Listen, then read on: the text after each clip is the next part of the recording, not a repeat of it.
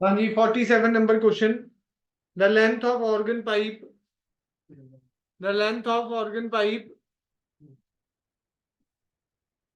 Hello. हाँ जी नुष्का जी sir. Anushka जी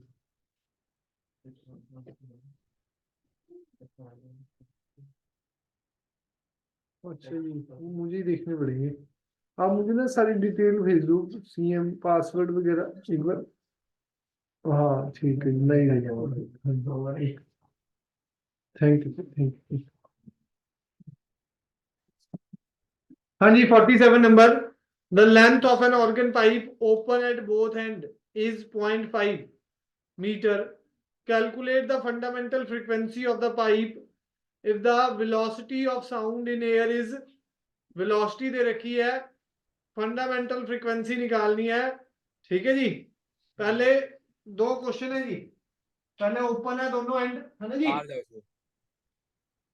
पहले दोनों एंड क्या है जी? ओपन। हरसिमरन जी कुछ पूछना बच्चे? क्वेश्चन नंबर सॉरी सर आप करा रहे हैं। The length of organ pipe open at both end, length कितनी दे रखी है जी? 0.5 मीटर। ठीक है जी। Calculate the fundamental frequency of the pipe. Fundamental frequency का फार्मूला क्या है जी? देखो ये तो जनरल फार्मूला है। फंडामेंटल का फार्मूला क्या है? V/2L। V/2L। V कितना दे रखा है भाई? 350। 2 इंटू लेंथ कितना है जी? 0.5। तो ये क्या आ गया भाई? ये तो आ गया जी है ना जी। ये वाला तो सिंपल है। अगर एक एंड क्लोज कर दिया, इसी क्वेश्चन में बोला है, इसी क्वेश्चन में क्या बोल दिया जी? If one end of the pipe is closed, then what will be the fundamental frequency? Closed के लिए fundamental frequency का फार्मूला V/4L। क्लोज्ड के लिए क्या हो जाएगा जी? 350/4 इंटू 0.5। 350/2 हो जाएगा 170।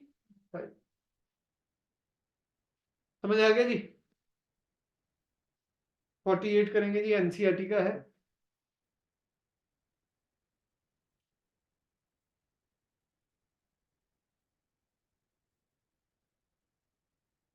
साथ ही साथ न्यूमेरिकल करेंगे तो ज्यादा बेटर रहेगा। थ्योरी पढ़ के रखो। अब जैसे पता ही है अगली क्लास में स्ट्रिंग के कराऊंगा, तो स्ट्रिंग की थ्योरी पढ़ के आओ भाई न्यूमेरिकल के लिए। ठीक है जी। फिर ऑसिलेशंस के न्यूमेरिकल चलेंगे। डन है। चले आगे। हाँ जी 48 थोड़ा इंपॉर्टेंट लग रहा है जी, एनसीईआरटी का है। A pipe 30 centimeter long is open at both ends. Which harmonic mode of pipe is resonantly excited by a 1.1 kilohertz source? Resonance में है, कौन सा हार्मोनिक मोड इसका? ठीक है जी। Will the resonance with the same source be absorbed if one end of the pipe is closed? वो check करना पड़ेगा। ठीक है जी। लेंथ गिवन है 30 सेंटीमीटर। एल 30 सेंटीमीटर है जी। जनरल फार्मूला फ्रीक्वेंसी का क्या है जी? N/2L अंडर रूट गामा P/रो। गामा P/रो तब यूज होता है जब प्रेशर और रो दिया हो। जब स्पीड ऑफ साउंड दे रखी है वैसे क्या होता है जी? NV/2L। V दे ही रखा है क्वेश्चन में। तो पहली फ्रीक्वेंसी क्या आ जाएगी? N1। पहली फ्रीक्वेंसी N1 1 इंटू 330/2 इंटू 30। यही है जी। किलो हर्ट्स मतलब किसके साथ रेजोनेंस में है? 1.1 किलो हर्ट्स। इसका मतलब है 1100 हर्ट्स। कौन सा हार्मोनिक उसने पूछा है? विच हार्मोनिक हमें पता है ना जी, 1 डालूंगा तो फर्स्ट हार्मोनिक, 2 डालूंगा तो सेकंड हार्मोनिक, 3 डालूंगा तो थर्ड हार्मोनिक, 4 डालूंगा तो फोर्थ हार्मोनिक। अब हार्मोनिक चेक करना है हमें। ये कितना आ गया भाई?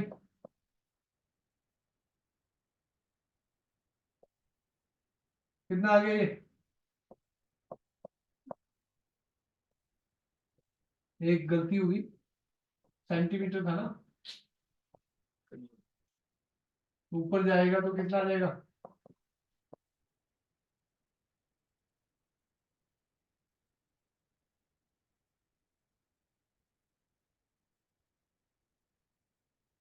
एक और गलती कैलकुलेशन में, 0 से 0 कटा 11 आएगा, 550 हर्ट्ज। ठीक है जी, कैलकुलेशन ध्यान से करनी है भाई। 0 से 0 कटा, 3 से 33 कटा तो 11, 2 से 11 कटा तो 5.5, 10 की पावर -2 पर गया तो 550 हर्ट्ज। न्यू टू क्या आएगा जी? 2 टाइम्स न्यू 1 होता है, सीधा करो तो कितना आ गया? 1100। न्यू 3 क्या होता है? 1100 आ गया।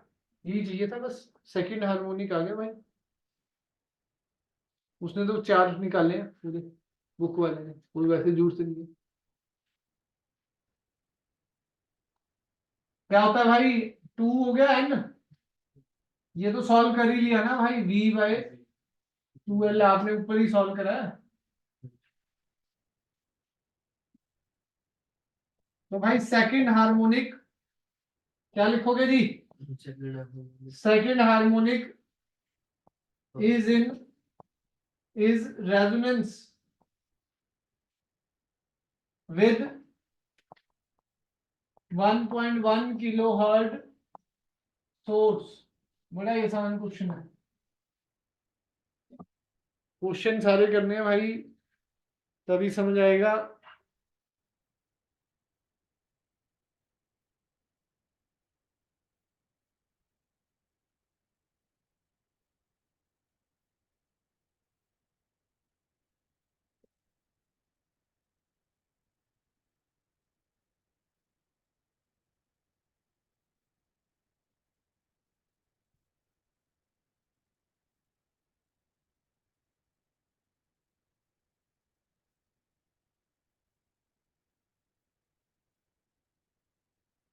जाने जी, क्लोज्ड में हो पाएगा ये पूछ रहा है जी। उससे अगला पार्ट क्या है? Will resonance with the same source. Resonance का मतलब दोनों की फ्रीक्वेंसी क्या है? सेम। ठीक है जी। पॉसिबिलिटी तो नहीं होती, क्योंकि वो क्या होता है, जनरल फार्मूला, पहली जो फ्रीक्वेंसी होती है क्लोज्ड में क्या होती है जी? V/4L। V/4L। उसके बाद ऑड हार्मोनिक ही बनते हैं उसमें। क्लोज्ड ऑर्गन पाइप में अगर फर्स्ट हार्मोनिक है, फिर थर्ड हार्मोनिक, फिर फिफ्थ, क्लोज्ड हार्मोनिक। पहले ये कर लो जी, फिर बताता हूँ अगला पार्ट। हाँ जी, 20 मिनट रह गए हैं, चलो 5 एक मिनट आगे भी लिया करेंगे। तुम आते भी लेट ही हो, मैं भी लेट शुरू कर रहा हूँ आज के। 4:35 तक करेंगे, खींचेंगे इसे।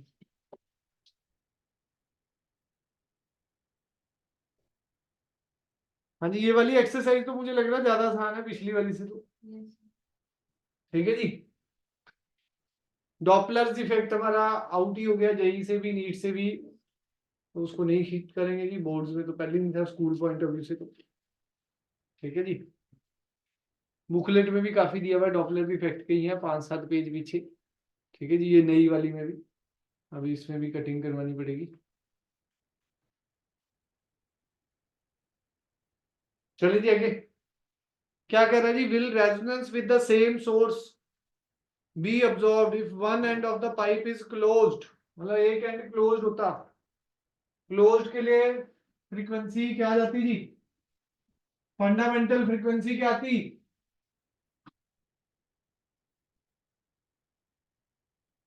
V/4L। बी कितना था भाई 330 बाय 4 इंटू 30 इंटू,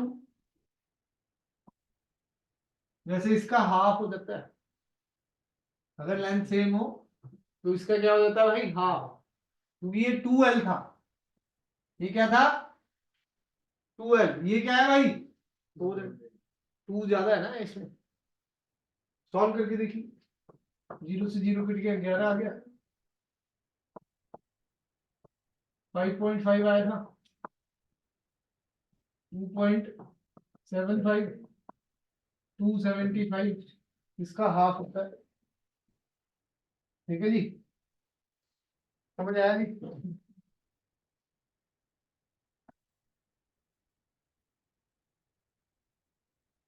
275 हर्ट्ज।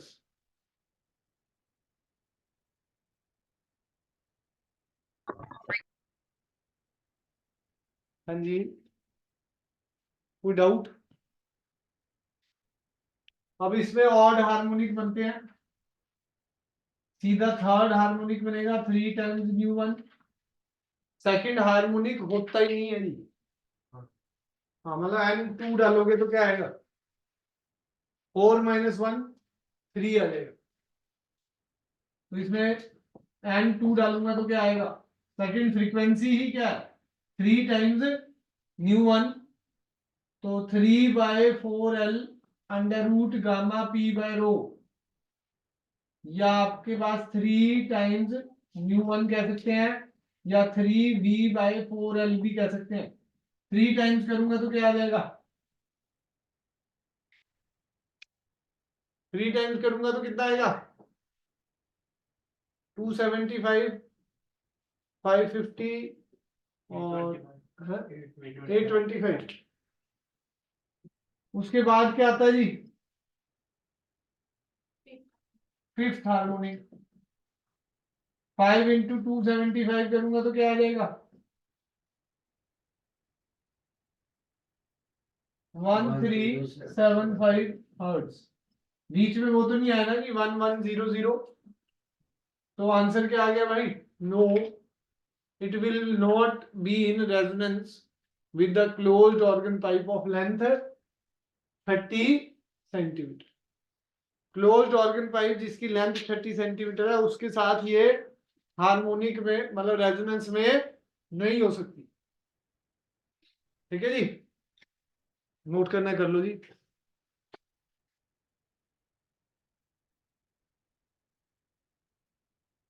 बाकी नेक्स्ट क्लास में कराऊंगा 3-4 क्वेश्चन इसके, और स्ट्रिंग के भी कराऊंगा। अब आ जाओ अपने केटीजी पे। स्ट्रिंग में ज्यादा सोनोमीटर का काम होगा, थोड़ा सोनोमीटर पढ़ के आना बुकलेट से।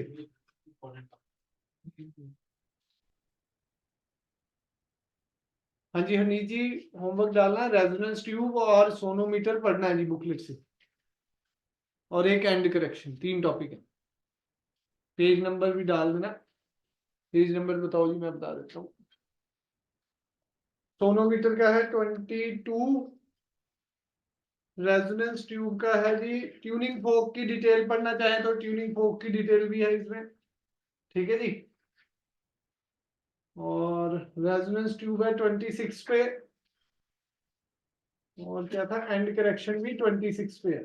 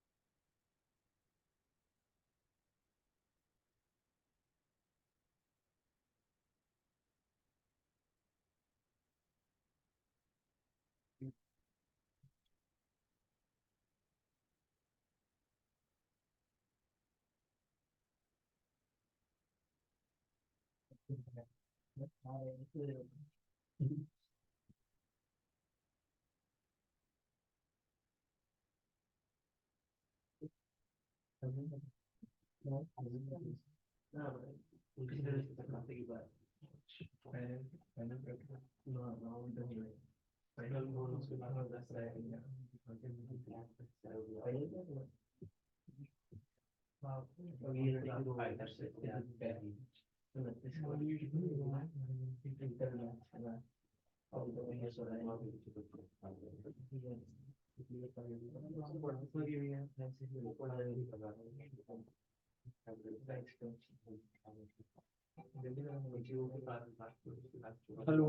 हाँ भाई रमन। बढ़िया भाई बढ़िया। हाँ भाई।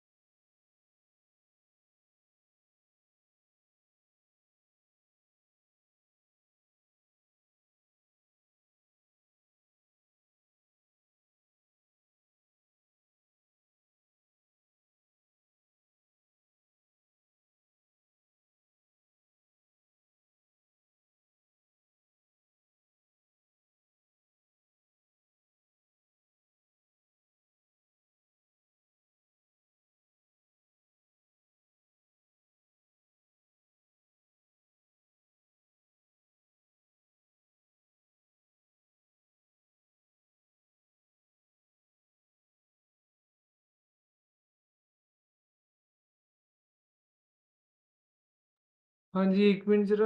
ये ना कैमरा चल नहीं रहा है, क्या चक्कर हो गया है?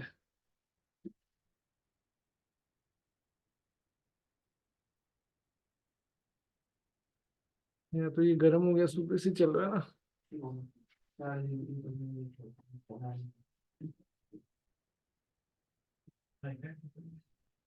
दिखाई नहीं रहा।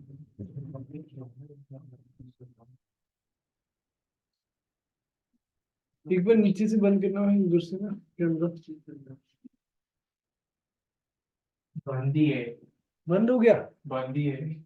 ऑन कर भाई, या तो तेरा पैर लग गया, मैं कहा तभी को कैमरा क्यों नहीं चल रहा?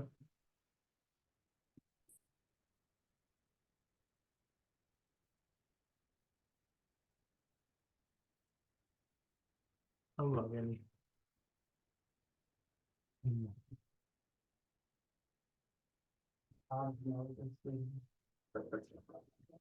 हाँ जी, केटीजी पे चलते हैं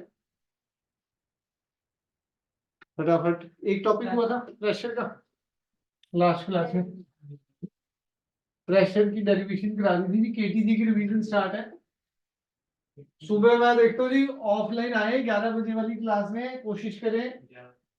तो केटीजी इधर भैया सुबह कुछ नहीं, सुबह तो जो पर्सनलाइज डाउट है आपके, जैसे ये वाला टॉपिक है, अपना लिख के लाओ, वो समझ लो डेरिवेशन। हाँ बस लिखी हो, ये ना हो कि लिखवाना पड़ रहा है तो फिर तो बहुत टाइम लगेगा ना भाई।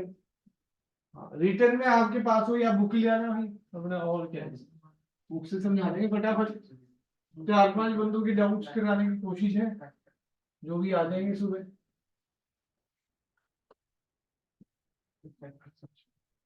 सारा भाई चलेगी है ना। हाँ जी, केटीजी में देखो जी, अगला टॉपिक है एनर्जी डेंसिटी और प्रेशर के बीच में रिलेशन। प्रेशर पी कितना है जी? 1/3 rho V square bar. Energy density क्या है? एनर्जी का फार्मूला है 12 m v square bar. Energy density क्या हो जाएगा? 12 m by volume V square bar. Mass upon volume क्या हो जाएगा जी? Rho density V square bar. दोनों को डिवाइड करूंगा पी बाय ई डैश क्या आ जाएगा 1/3 rho V square bar 1/2 rho V square bar rho से rho cancel V square bar से V square bar cancel P by E dash किसके बराबर आ जाएगा 2/3 किनेटिक एनर्जी में 13.9 पेज पे होगा ये वाला टॉपिक। हाँ 13.8 या 9 पे kinetic theory of gases chapter में।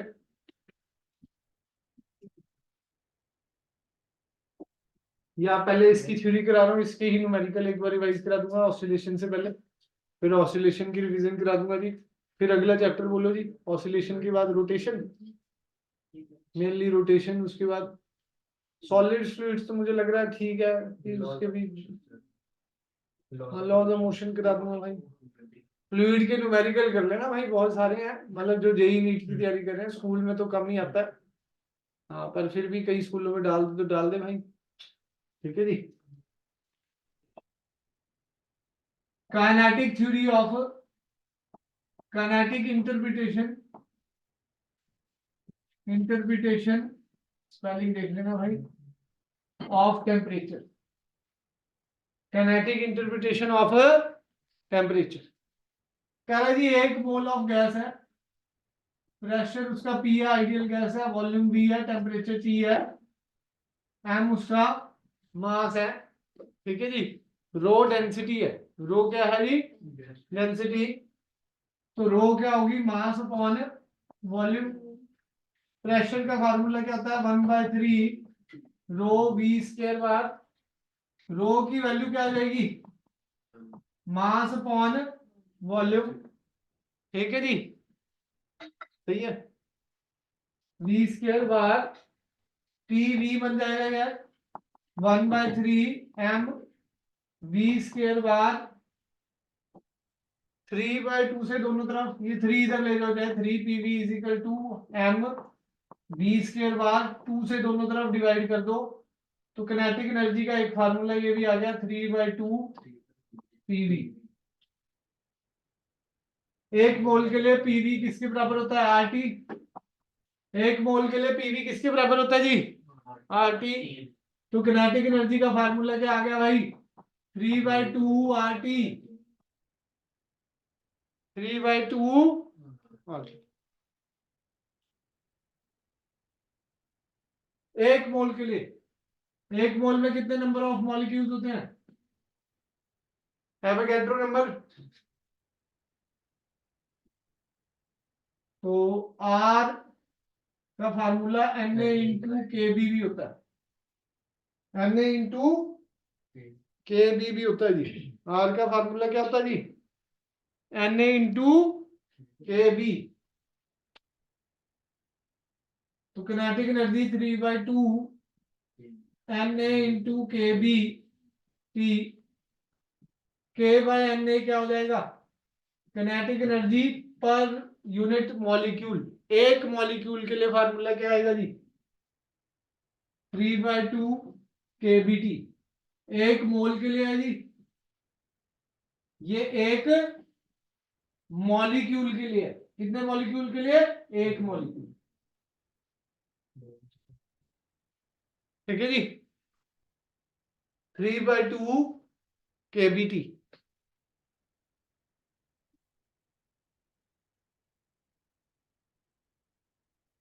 डन है जी।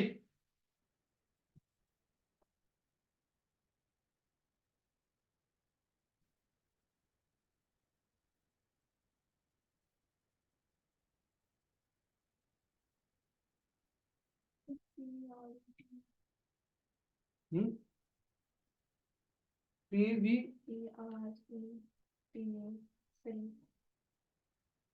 वो छोड़ो, आप स्पेलिंग को छोड़ो, स्पेलिंग तो हमारी आज तक ठीक नहीं है, अब हमने ध्यान देना ही छोड़ दिया उसको, आज अंदर का मटेरियल याद करो, वहां इंग्लिश चेक नहीं होनी आपकी भी, वहां तो जिसने अच्छी डेरिवेशन लिखी होगी न्यूमेरिकल प्रॉपर निकाला होगा, ठीक है जी, इज नहीं चेक करने वाले वो। हाँ जी आ जाओ।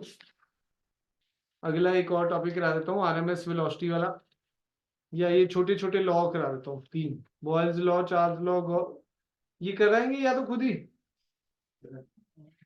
Boyle's law, Charles law. बोलो जी, आप आपका केटीजी डाउट था ना? है?